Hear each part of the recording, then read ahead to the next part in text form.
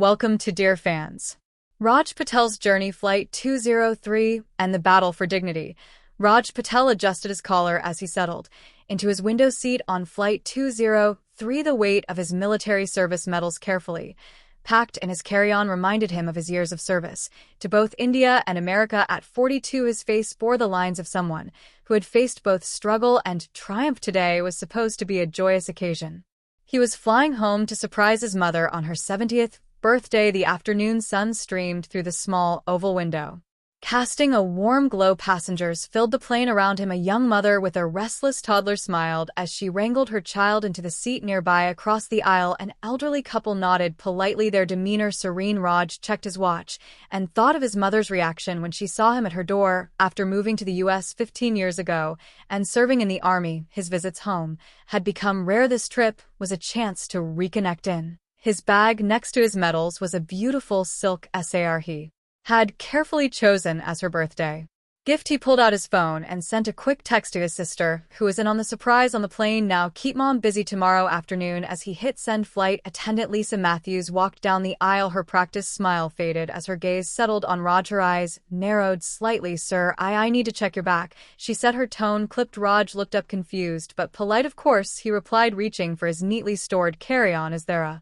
problem? Lisa's voice carried a sharpness that made nearby passengers look up. Just routine, she said, but her tone suggested otherwise. We've had some security concerns. Raj's heart sank. He recognized that tone, that look. He had faced it before, though it never got easier. Remaining calm, he said, my bag is regulation size. I made sure to check before boarding. The young mother in the next row glanced over, concern etched on her face. Her toddler stopped fidgeting, sensing the tension. The elderly couple exchanged uneasy glances. Lisa's voice grew louder. Sir, I need you to comply with my request immediately. Raj took a deep breath, willing himself to stay calm. I am complying, he said softly. Would you like to see my military ID as well? But the mention of his service seemed to agitate Lisa further. She stepped back, reaching for her radio. Are you threatening me, sir? She said loudly. Her accusation froze. The cabin phones were lowered. Conversations halted. All eyes turned to Raj, a man who had served 2 nations, now facing an unexpected battle. Ma'am, Raj began, his voice steady despite his racing heart. I am not threatening anyone. I'm simply trying to understand what the concern is. I'm happy to cooperate. By now, other flight attendants were moving toward the scene. Passengers pulled out their phones, sensing something was about to happen. The young mother clutched her child tightly. The elderly couple whispered disapprovingly, their faces marked with quiet outrage. Lisa spoke into her radio, her eyes fixed on Raj. I need security at gate 12. We have an uncooperative passenger. Possible security threat. The words hit Raj like a blow in his carry-on. His medals clinked softly, reminders of his years protecting others. The irony wasn't lost on him. An unfolding nightmare. Minutes later, heavy footsteps echoed in the cabin. Through the window, passengers saw 3 airport police officers approaching the plane. Lisa stood at her post, her face resolute. Raj sat still, his military training guiding his every move. The young mother next to him hit the record button on her phone, capturing everything. The first officer entered, his hand resting casually on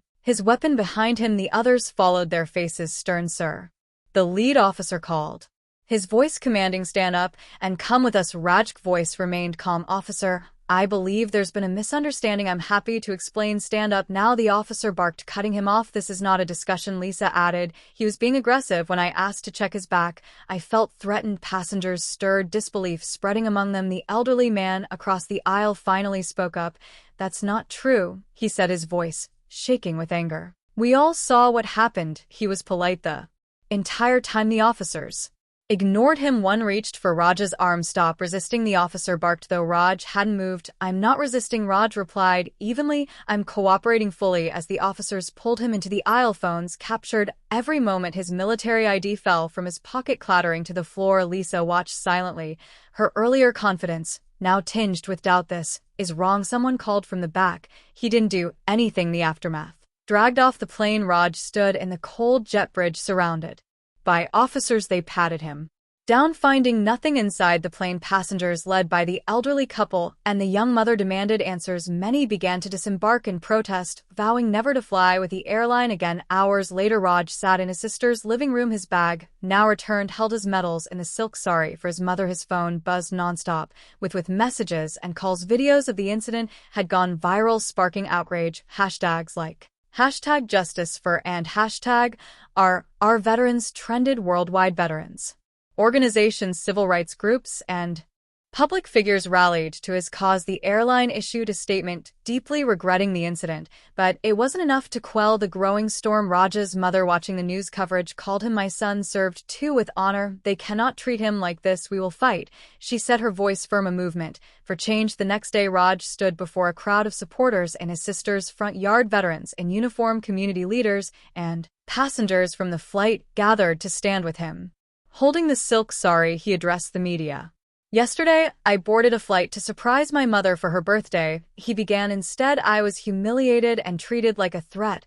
But this isn't just about me. This is about every person who has been judged by their appearance, every veteran who has been disrespected. We deserve better. We demand better." His words resonated far beyond the crowd. Airlines across the country began revising their policies. Diversity and cultural sensitivity training became mandatory. The airline responsible for Flight 203 launched a scholarship fund for veterans' children, naming it the Flight 203 Future Leader Scholarship. Raj's medals, once jingling unnoticed in his back, were now displayed in a civil rights museum alongside the silk sari. His story became a symbol of resilience and change, a legacy of unity. 1 month after the incident, Raj stood at a podium outside the airline's headquarters. Behind him were hundreds of supporters, including the young mother, the elderly couple, and his own family. "My mother taught me to stand up for what's right," he said. "And on Flight 203, passengers stood with me. Together we showed that dignity and respect are rights worth fighting for." The crowd erupted in applause, but Raj's thoughts were with his mother. Later that evening, they finally celebrated her birthday. As she draped the silk sari over her shoulder, she smiled